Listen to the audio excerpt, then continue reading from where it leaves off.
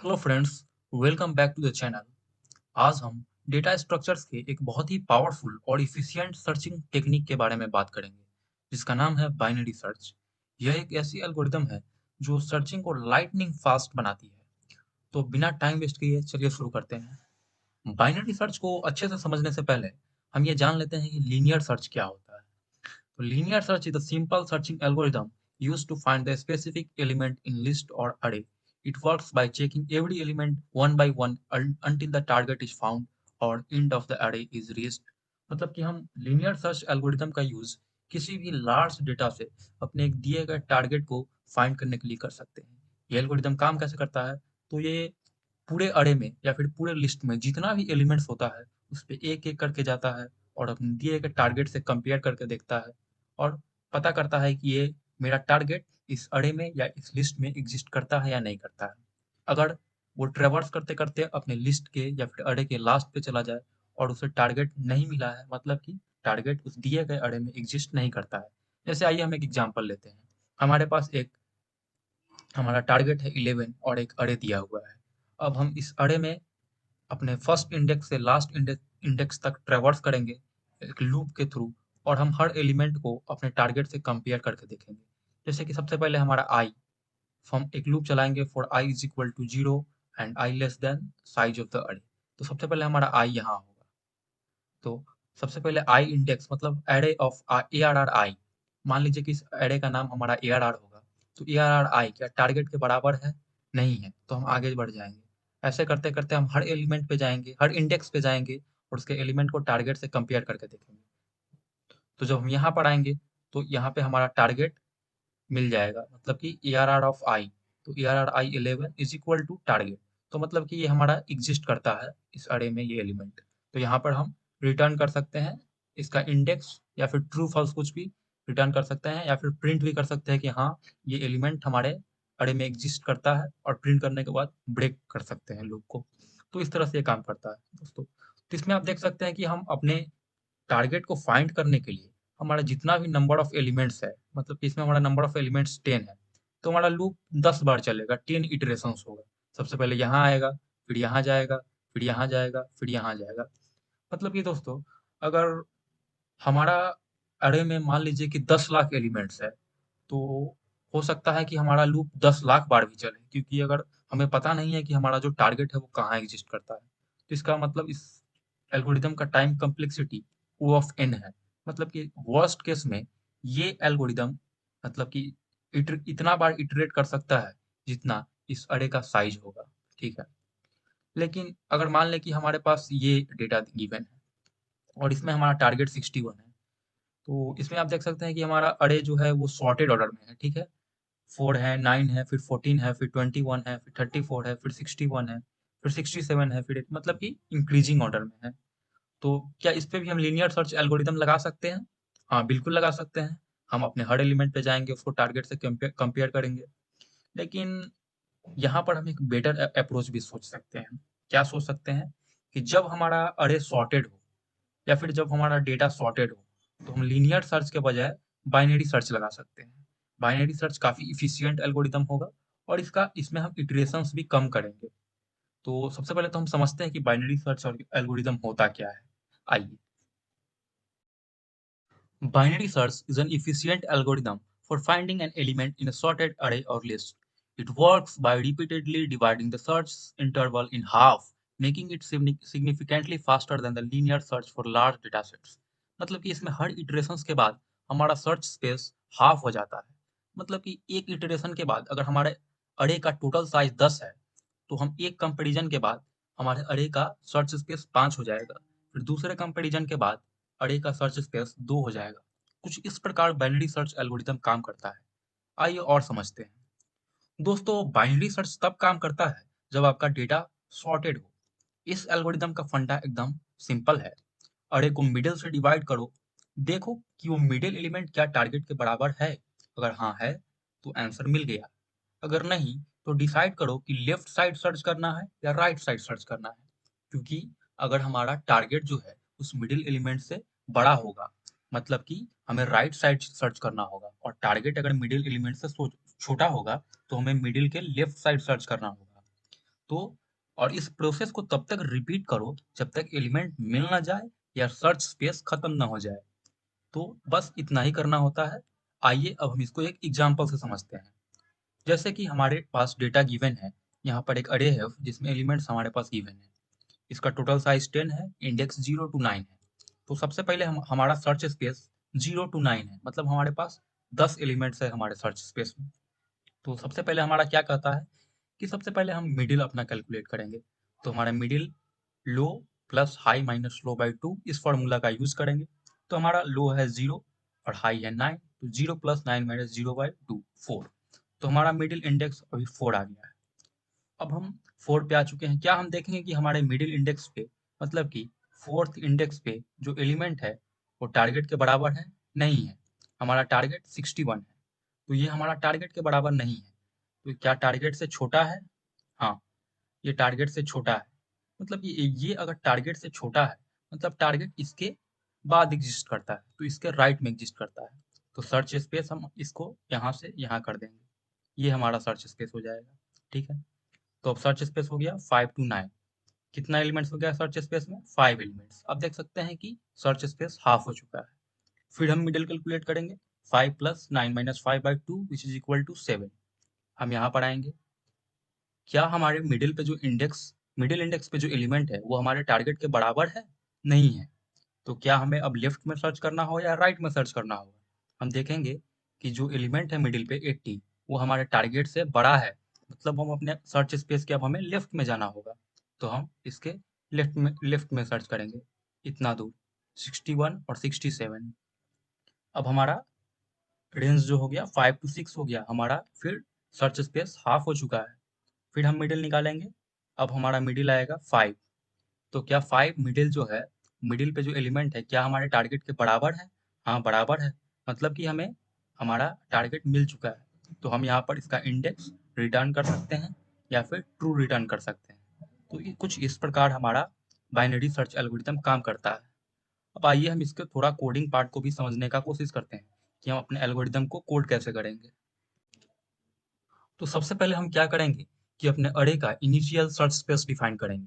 तो इस अरे में हमारा इनिशियल सर्च स्पेस है जो 0th इंडेक्स से स्टार्ट होता है और 9th इंडेक्स पे एंड होता है। तो हम लिखेंगे int start is equal to 0 and int end is equal to size minus 1। क्योंकि हमारा अरे का जो इंडेक्सिंग होता है वो 0 बेस्ड होता है। तो जो भी हमारा इंडेक्स होगा वो हमारे अरे के टोटल साइज से एक कम होगा। तो अब हम अपना लूप स्टार्ट करेंगे व्हाइल। अपने व्हाइल लूप के अंदर क्या कंडीशन लिखेंगे वो हम बाद में देखेंगे। पहले हम क्या करेंगे, अपने बाइनरी सर्च एल्गोरिदम की तरफ बढ़ते हैं।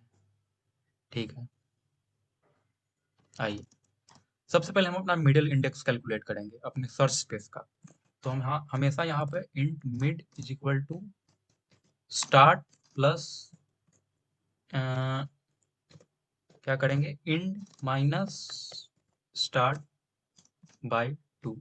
अब हमारे पास हमारा मिडिल इंडेक्स आ चुका है। तो हमारे पास जो भी हमारा सर्च स्पेस होगा उसका मिडिल इंडेक्स हमारे पास है। अब हम उसे कंपेयर करेंगे किससे? टारगेट से। टारगेट से कंपेयर करेंगे और देखेंगे कि अगर हमारा जो मिडिल इंडेक्स है वो टारगेट के बराबर है तो हम क्या करेंगे, वहीं से अपने इंडेक्स को रिटर्न कर देंगे या फिर ट्रू रिटर्न कर देंगे और बताएंगे कि हमारे पास जो टारगेट है वो हमारे अरे में एग्जिस्ट करता है। तो हम लिखेंगे इफ, मान लेते हैं कि हमारे अरे का नाम ARR है। तो if ARR of mid equal equal to target, मतलब कि हमें हमारा टारगेट जो है अरे में मिल गया है। देन हम रिटर्न रिटर्न कर देंगे मिड, और यहीं पे हमारा लूप टर्मिनेट हो जाएगा और हम अपने फंक्शन से बाहर आ जाएंगे। ठीक है, लेकिन नहीं, अगर ऐसा नहीं होता है तो हम दूसरा कंडीशन लिखेंगे, एल्स इफ, अगर वो टारगेट के बराबर नहीं होता है तो ARR ऑफ मिड, अगर ARR ऑफ मिड से हमारा टारगेट बड़ा है तब हम क्या करेंगे। सो फ्रेंड्स, जैसा कि आप यहाँ पे देख सकते हैं कि हमारा पहला जब हम सर्च स्पेस 0 टू 9 था तो हमारा मिडिल 4 आया था। तो फोर्थ पे हमारा एलिमेंट था 34। 34 टारगेट के इक्वल नहीं था क्योंकि टारगेट हमारा 61 है। तो इस केस में हमारा क्या था, टारगेट जो था वो मिडिल से बड़ा था। तो वही केस हमारा यहाँ पे इल्स इफ है। तो इसमें हम क्या करते हैं इसमें हम सर्च स्पेस को डिक्रीज करते हैं। कैसे डिक्रीज करते हैं कि हमारा टारगेट जो है ये 64 है और हमारा मिडिल एलिमेंट 34 है। टारगेट 61 है और मिडिल एलिमेंट 34 है। मतलब कि हमारा टारगेट जो है इस मिडल के बाद ही होगा, क्योंकि हमारा डेटा जो है सॉर्टेड है, इंक्रीजिंग ऑर्डर में है। तो हमें पता है कि हम अपने सर्च स्पेस को 4 से अपने मिडिल से एक आगे कर देंगे सर्च स्पेस के स्टार्टिंग को। जैसे कि आप देख सकते हैं यहाँ पे हमारा पहला सर्च स्पेस 0 टू 9 था। उसके बाद हमारा सर्च स्पेस 5 टू 9 हो गया है। मतलब कि हमारा मिडिल 4 था और हमारा स्टार्टिंग 5 हो गया है। तो हम यहाँ पे लिख सकते हैं start is equal to mid plus 1। और ये दो कंडीशन हो गया कि अगर हमारा टारगेट जो है वो मिडिल के इक्वल है, या फिर अगर हमारा टारगेट जो है मिडिल से बड़ा है। अब तीसरा कंडीशन, तो इसमें हम सीधा लिख सकते हैं इल्स, अगर ये दोनों में से कोई नहीं होता है। तो कोई नहीं होता है तो हम क्या करेंगे, मतलब कि हमारा जो है टारगेट जो है, जो भी हमारा टारगेट एलिमेंट है वो मिडिल एलिमेंट से छोटा है।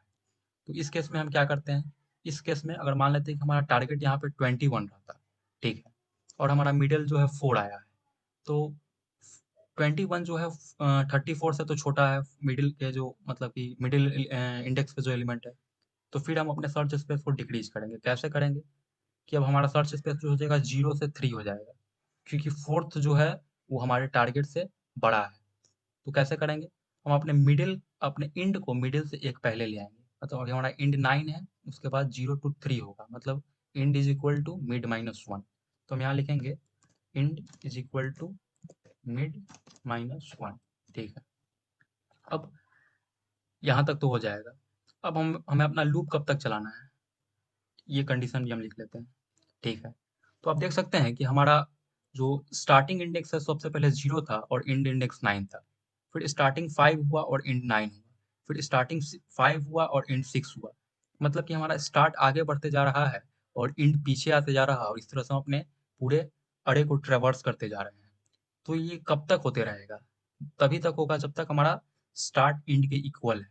अगर हमारा स्टार्ट पीछे चला जाता है और इंड पीछे चला जाता है और स्टार्ट आगे आ जाता है, इन दोनों में से कोई भी ऐसा केस हो सकता है, तो अपना लूप को हमें ब्रेक करना होगा।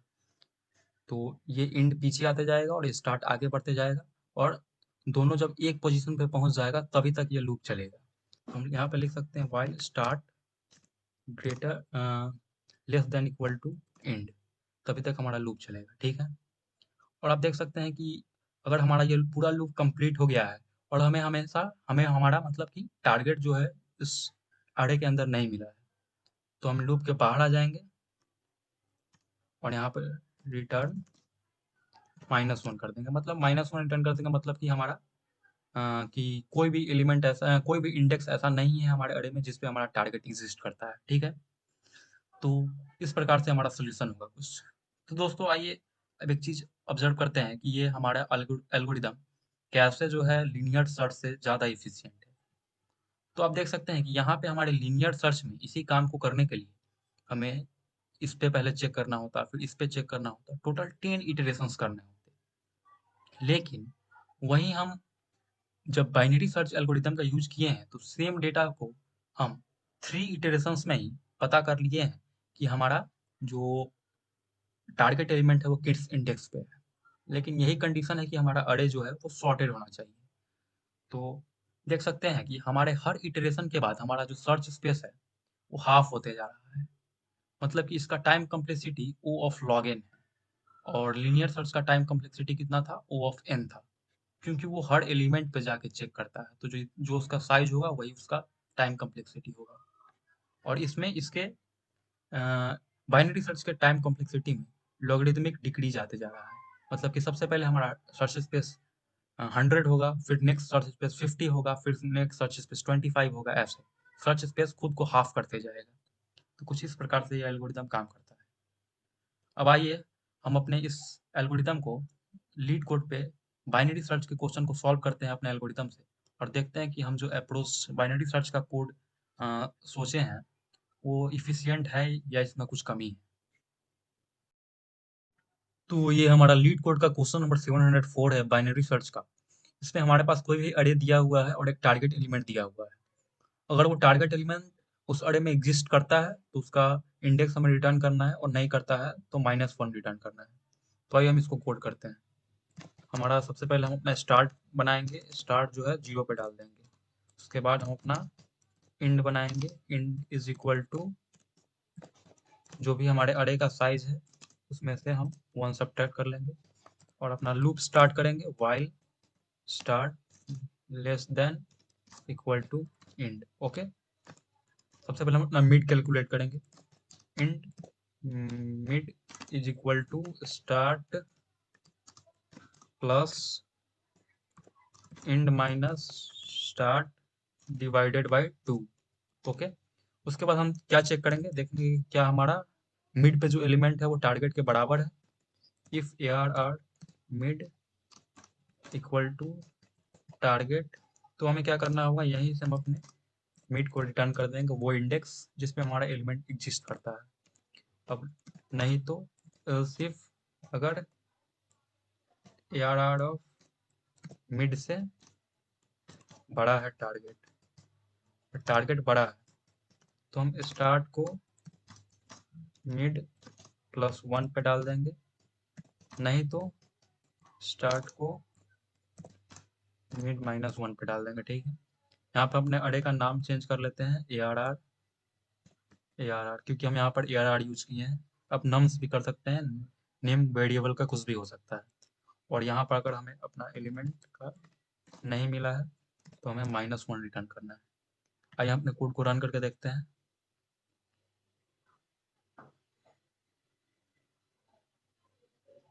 टाइम लिमिट एक्सीडेड, क्या एरर है? सबसे पहले int start is equal to 0, int is equal to ARR dot size -1 while start greater than equal to int mid is equal to start plus int minus start by 2. Okay, if ARR mid is equal to target return mid, else if यहाँ पर int start is equal to नहीं, int is equal to mid -1। ये अब run करते हैं, देखिए हमारा code accept हो चुका है। अब इसको सबमिट करते हैं, देखिए हमारा कोड एक्सेप्ट हो चुका है और इसका time complexity O of log n होगा, O ऑफ log n। तो ये था हमारा बाइनरी सर्च एल्गोरिदम। आपको ये समझ में आया अगर, तो आप इस वीडियो को शेयर कर सकते हैं, लाइक कर सकते हैं, और आपको कहीं भी कोई डाउट है तो आप कमेंट सेक्शन में पूछ सकते हैं। इस वीडियो के मतलब कि इस प्लेलिस्ट के नेक्स्ट वीडियोस में हम इस बाइनरी सर्च एल्गोरिदम के ऊपर और भी क्वेश्चंस करेंगे, बहुत सारे क्वेश्चंस करेंगे और इस एल्गोरिदम को और अच्छे से समझेंगे। Thank you for watching this video.